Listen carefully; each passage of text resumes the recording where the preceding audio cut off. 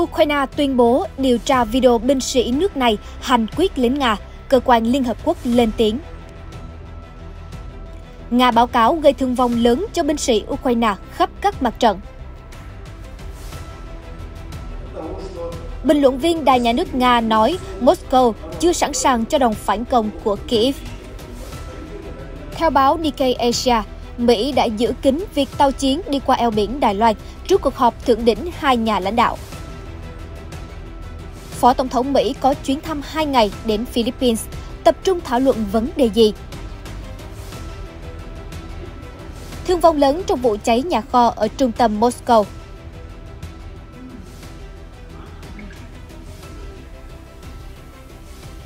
Bang New York khẩn cấp ứng phó với bão tuyết kỷ lục.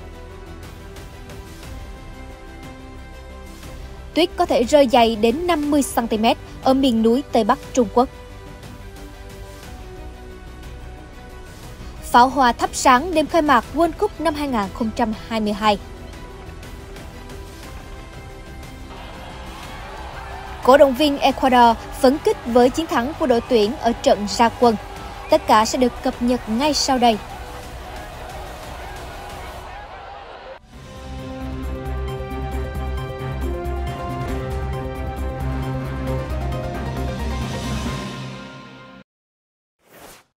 Chào mừng quý vị đến với chương trình tin nóng. Thưa quý vị, Ukraine cho biết sẽ điều tra đoạn video đang lan truyền mạnh mẽ trên mạng xã hội Nga. Dựa vào đó, giới chức ở Moscow cáo buộc lực lượng Ukraine đã sát hại những binh sĩ Nga tỏ tín hiệu đầu hàng, hãng AP ngày 20 tháng 11 đưa tin. Phó Thủ tướng Ukraine Olha Stefanishyna phát biểu bên lề diễn đàn an ninh ở Halifax, Canada rằng dĩ nhiên giới chức Ukraine sẽ điều tra về đoạn video đó. Tuy nhiên, Phó Thủ tướng Ukraine tối ngày 19 tháng 11 nói thêm, rất ít khả năng đoạn video ngắn và đã được chỉnh sửa này thể hiện những gì Moscow cáo buộc. Giới chức Nga sáng ngày 18 tháng 11 thông báo mở cuộc điều tra hình sự dựa trên các đoạn video ngắn được đăng trên nhiều kênh Telegram và các mạng xã hội khác ở Nga.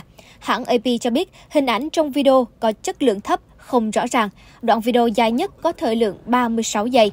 Phát ngôn viên Bộ Ngoại giao Nga Maria Zakharova khẳng định đoạn phim cho thấy lính Ukraine đã hành quyết binh sĩ Nga và Moscow kêu gọi một cuộc điều tra quốc tế. Phó Thủ tướng Ukraine trái lại khẳng định binh sĩ Ukraine được yêu cầu bắt giữ càng nhiều quân địch càng tốt để về sau có thể tiến hành trao đổi tù nhân. Nếu bắn hạ quân địch thì không thể trao đổi tù nhân. Điều đó không phù hợp với tinh thần và lợi ích của Ukraine. Phó Thủ tướng Stefanishyna nói thêm. Phái bộ của Cơ quan Nhân quyền Liên Hợp Quốc phụ trách ở Ukraine đã kêu gọi một cuộc điều tra thấu đáo. Họ nói với hãng tin AP, chúng tôi đã nắm được thông tin về đoạn video và đang cố gắng tìm hiểu. Chúng tôi nhấn mạnh rằng bất kỳ cáo buộc nào cũng phải rõ ràng và nên được điều tra nhanh chóng bởi các cơ quan có liên quan. Về phía Ukraine, khi được hỏi liệu họ có cởi mở với một cuộc điều tra quốc tế hay không, Phó Thủ tướng Stefanishyna cho biết, chúng tôi sẽ xem xét, không có vấn đề gì với chuyện đó. Trong cuộc xung đột gần tròn 9 tháng, binh sĩ của Moscow cũng nhiều lần bị cáo buộc đã ngược đãi tù nhân Ukraine, theo dữ liệu của Liên Hợp Quốc, các tổ chức nhân quyền và báo cáo của các hãng tin như AP, Reuters. Bà Matilda Boyner, người dẫn đầu phái đoàn của Liên Hợp Quốc giám sát ở Ukraine, vào đầu tuần trước khẳng định binh sĩ Ukraine cũng đã thực thi nhiều hành vi ngược đãi tù nhân. Thưa quý vị, TASS dẫn nguồn Bộ Quốc phòng Nga ngày 20 tháng 11 báo cáo nhiều kết quả đáng chú ý của quân đội nước này. Theo đó, phía Nga tuyên bố đã chặn đứng đòn tấn công của đối phương ở khu vực miền đông Luhansk, đồng thời phá hủy một trung tâm chỉ huy của Ukraine ở khu vực miền nam Kherson. Bên cạnh đó còn phá hủy 4 lựu pháo M777 mà Ukraine từng bị cáo buộc sử dụng tấn công vào thành phố biên giới Belgorod của Nga. Theo TASS, phát ngôn viên Bộ Quốc phòng Nga Igor Konashenkov ngày 20 tháng 11 cho biết, binh sĩ Nga đã đập tan nỗ lực tiến công của Ukraine vào 3 khu định cư thuộc Luhansk. Pháo binh Nga đã áp đảo đối phương và hơn 30 binh sĩ Ukraine bị tiêu diệt, ông Konashenkov khẳng định. Tại tỉnh miền Nam Kherson, một trong 4 vùng mà Moscow tuyên bố sáp nhập, phát ngôn viên Konashenkov báo cáo quân Nga đã phá hủy một trung tâm chỉ huy quân sự của Ukraine ở gần khu định cư Veseloi. 62 vị trí pháo binh của Ukraine bị tấn công, khoảng 50 binh sĩ Ukraine tử vong hoặc bị thương trong ngày 19 tháng 11, phát ngôn viên quân đội Nga nói thêm. Cũng theo ông Konashenkov, trong một đòn phản công bằng pháo binh, phía Nga đã đánh bại lữ đoàn pháo số 40 của Ukraine ở tỉnh Đông Bắc Kharkiv. Nga khẳng định 4 hệ thống pháo bắn loạt M777 mà Mỹ cung cấp cho Ukraine đã bị loại bỏ, hơn 10 binh sĩ Ukraine bị tiêu diệt. Moscow đã nhiều lần cáo buộc lính Ukraine ở Kharkiv đã dùng pháo M777 để tập kích qua biên giới, gây thiệt hại ở thành phố Belgorod của Nga. Phía Kyiv không công khai nhận trách nhiệm. Tổng thống Ukraine Zelensky ngày 20 tháng 11 xác nhận các lực lượng Nga đang pháo kích, tấn công dữ dội các vị trí của quân đội Ukraine. Ông nói, quân Nga đã thực hiện gần 400 cuộc tấn công chỉ riêng tại các tỉnh miền Đông. Các đợt pháo kích khốc liệt nhất hiện đang xảy ra ở Donetsk. Thời tiết xấu đã hạn chế số đợt tấn công của Nga, nhưng hỏa lực vẫn vô cùng dữ dội, ông Zelensky phát biểu. Tại tỉnh Luhansk, Tổng thống Ukraine cho biết quân đội của đất nước ông đang nỗ lực chiến đấu và tiến lên từng bước. Trước đó, vào hôm 19 tháng 11, Kyiv cho biết đã loại bỏ khoảng 60 binh sĩ Nga trong một cuộc tấn công bằng pháo tầm xa ở miền Nam. Đây là lần thứ 2 trong vòng 4 ngày, phía Ukraine tuyên bố gây ra thương vong lớn trong một đợt pháo kích. Hiện báo cáo của các bên về tình hình giao tranh chưa thể được kiểm chứng. Ông Yakha Prilepin, một bình luận viên trên đài nhà nước Nga, gần đây cho rằng quân đội của Moscow rõ ràng không chuẩn bị để chống đỡ với các cuộc phản công mới của Ukraine trong chiến dịch quân sự đặc biệt, tờ Newsweek đưa tin. Ông Prilepin là cựu nghị sĩ Hạ viện Nga. Từ trước đến nay, ông luôn phát biểu ủng hộ chiến dịch quân sự đặc biệt của Nga ở Ukraine. Tuy nhiên, gần đây ông nhận định, điều quan trọng về chiến lược là Nga phải tìm cách đình chiến ngắn hạn để tái xây dựng lực lượng trước khi mở một cuộc tấn công ồ ạt mới. Phát biểu trên đài Russia 1, ông Prilepin nói, ở thời điểm này, Nga sẽ không muốn tấn công tổng lực để giành chiến thắng. Cựu nghị sĩ đánh giá, các đòn oanh kích dữ dội gần đây sẽ không giúp đem lại thắng lợi cho quân Nga. Hơn nữa, Nga đang không chuẩn bị sẵn sàng để đối đầu với nỗ lực phản công của Ukraine. Chúng ta rõ ràng chưa sẵn sàng tấn công. Chúng ta nên tăng gấp đôi lực lượng để tiến lên, ông Prilepin cho biết. Hiện phía Ukraine không phản ứng với bình luận của ông Prilepin. Cả Nga lẫn Ukraine đều tỏ tín hiệu không lùi bước trong xung đột, dù mùa đông khắc nghiệt đã tràn tới. Chuyển sang các tin tức khác, một tàu chiến của Hải quân Mỹ đã tuần hành qua eo biển Đài Loan ngày 5 tháng 11, một phát ngôn viên hạm đội Thái Bình Dương nói với Reuters hôm 19 tháng 11. Tuy nhiên, chuyến tuần hành đã không được thông báo ngay lập tức, dường như nhằm tránh gây căng thẳng trước cuộc gặp thượng đỉnh giữa Tổng thống Mỹ Joe Biden với Chủ tịch Trung Quốc Tập Cận Bình, theo tờ Nikkei. Cụ thể, tàu khu trục mang tên lửa dẫn đường Benford đã đi qua eo biển Đài Loan ngay trước khi Tổng thống Mỹ Joe Biden gặp trực tiếp Chủ tịch Trung Quốc Tập Cận Bình ở Bali vào ngày 14 tháng 11. Tờ Nikkei lưu ý, hạm đội 7 Hải quân Mỹ đóng ở Yokosuka, Nhật Bản, thường thông báo ngay lập tức về bất kỳ nhiệm vụ tuần hành nào của tàu chiến Mỹ đi qua eo biển Đài Loan. Phát ngôn viên hạm đội Thái Bình Dương từ chối bình luận vì sao chuyến đi của tàu Benford ngày 5 tháng 11 đã không được công bố ngay lập tức. Theo Nikkei, các động thái của Mỹ cho thấy Nhà Trắng đang tìm cách tiếp cận cân bằng về vấn đề Đài Loan. Dù không thông báo rành ràng về cuộc tuần hành của Benford, nhưng Mỹ vẫn nhất quyết tiến hành nhiệm vụ này ngay trước thượng đỉnh hai nhà lãnh đạo. Điều đó thể hiện dù Washington muốn tránh gây thêm căng thẳng và cam kết sẽ duy trì đối thoại với Bắc Kinh, nhưng chính quyền Tổng thống Joe Biden vẫn lo ngại về sức ép của Trung Quốc với đảo Đài Loan.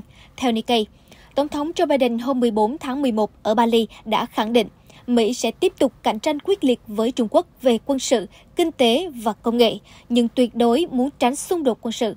Ngoại trưởng Mỹ Antony Blinken cũng dự kiến thăm Trung Quốc vào đầu năm sau. Nikkei cho biết, Mỹ khẳng định họ luôn di chuyển trong vùng nước quốc tế khi đi qua eo biển Đài Loan, cách xa ít nhất 12 hải lý từ các bờ biển của Trung Quốc đại lục và đảo Đài Loan. Washington khẳng định họ thực hiện các nhiệm vụ tuần hành tự do hàng hải tuân theo Công ước của Liên Hợp Quốc. Phó Tổng thống Mỹ Kamala Harris vừa đến Philippines hôm 20 tháng 11, bắt đầu chuyến thăm 2 ngày nhằm củng cố mối quan hệ lâu đời giữa Washington với Manila, trong bối cảnh an ninh khu vực chứng kiến nhiều biến động, theo Reuters. Phó Tổng thống Harris dự kiến sẽ thảo luận một số vấn đề an ninh khu vực với Tổng thống Philippines Ferdinand Marcos. Reuters bình luận, chuyến thăm diễn ra trong bối cảnh Nhà Trắng mong muốn củng cố quan hệ với các nước đồng minh và đối tác ở khu vực châu Á-Thái Bình Dương, tìm cách kiềm chế tầm ảnh hưởng vươn rộng của Bắc Kinh ở Đông Nam Á và ngăn cản Bắc Kinh gây áp lực với hòn đảo tự trị Đài Loan. Trước đó, Phó Tổng thống Harris cho biết, trong khuôn khổ thượng đỉnh APEC ở Thái Lan vào ngày 19 tháng 11, bà đã gửi thông điệp tới Chủ tịch Trung Quốc Tập Cận Bình rằng Washington không tìm kiếm sự chạm trán với Bắc Kinh. Theo Reuters, bà Harris đến nay là quan chức Mỹ cấp cao nhất tới thăm Philippines dưới thời Tổng thống Joe Biden, đánh dấu nỗ lực để cải thiện quan hệ Washington và Manila. Hai nhà lãnh đạo Mỹ và Philippines dự kiến sẽ thảo luận các vấn đề Biển Đông và Đài Loan. Reuters cho hay Washington đang đầu tư hàng triệu đô để giúp hiện đại hóa quân đội của Philippines. Trong khi đó, quốc gia Đông Nam Á chưa từng lên tiếng về khả năng giúp đỡ quân đội Mỹ nếu Washington can thiệp vào một cuộc xung đột tiềm tàng ở eo biển Đài Loan. Với vị trí nằm gần đảo Đài Loan và có lượng lớn binh sĩ Mỹ đồn trú, Philippines chiếm vai trò quan trọng trong nhiều kế hoạch chiến lược của Lầu Năm Góc. Tỷ lệ người dân đi bỏ phiếu trong cuộc bầu cử trước thời hạn ở Kazakhstan đạt 69,43% tính đến 22 giờ ngày 20 tháng 11 theo giờ thủ đô Astana. Hãng tin Reuters trích dữ liệu từ Ủy ban bầu cử trung ương của Kazakhstan cho hay.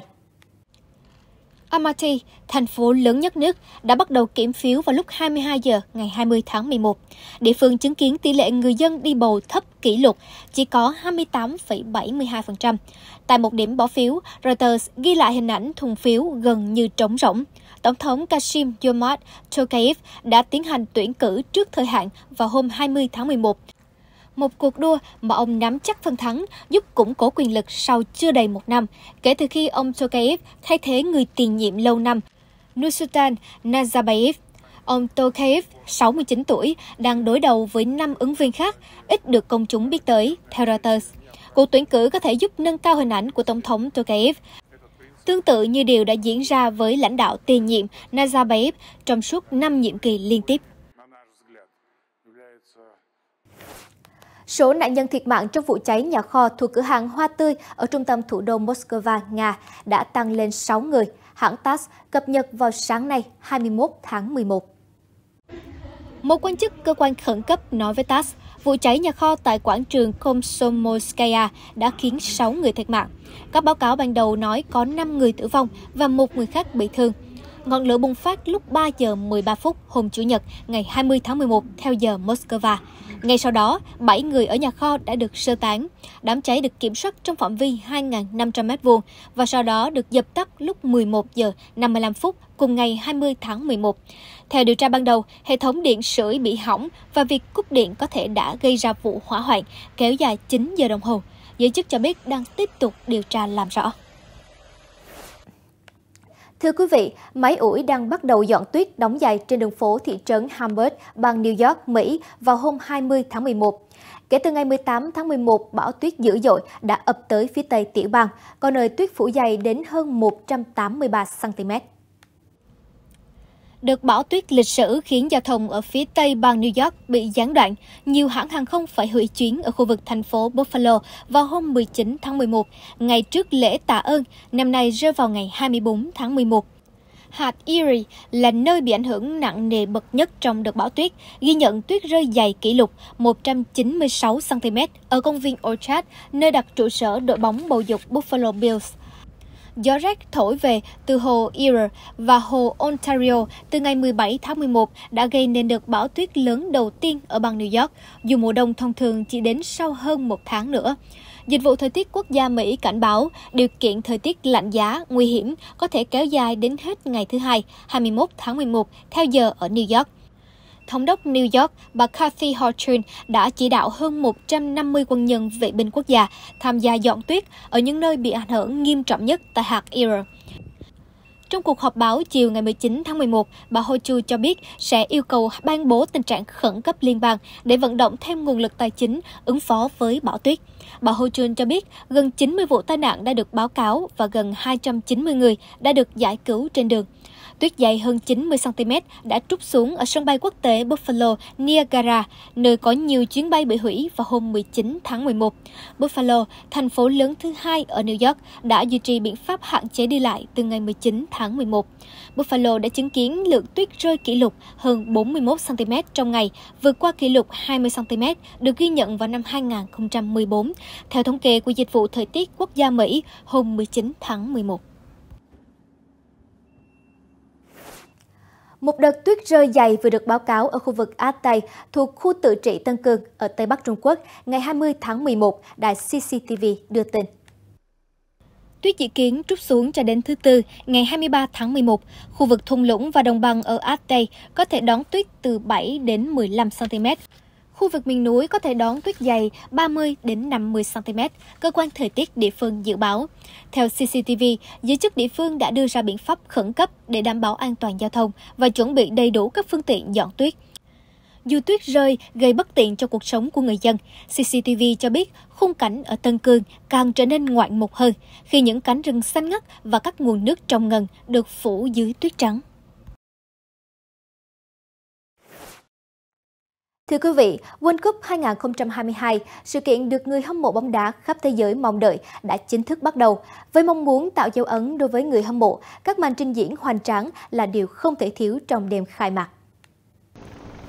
Reuters cho biết, trong buổi tối ngày 20 tháng 11, pháo hoa đã thắp sáng bầu trời sân vận động An Bay, nơi tổ chức lễ khai mạc và diễn ra trận đấu mở màn World Cup năm 2022. Gió mạnh khiến khói từ pháo hoa che khuất một số màn hình, nhưng người hâm mộ bên ngoài sân vận động vẫn có thể quan sát và quay phim bằng điện thoại di động. Được biết, Qatar đã giành được quyền tổ chức World Cup năm 2022 sau nhiều tranh cãi. Mặc dù thất bại trong trận mở màn, nhưng đội tuyển nước chủ nhà vẫn có thể tự quyết định số phận trong hai trận đấu gặp đội tuyển Senegal và đội tuyển Hà Lan.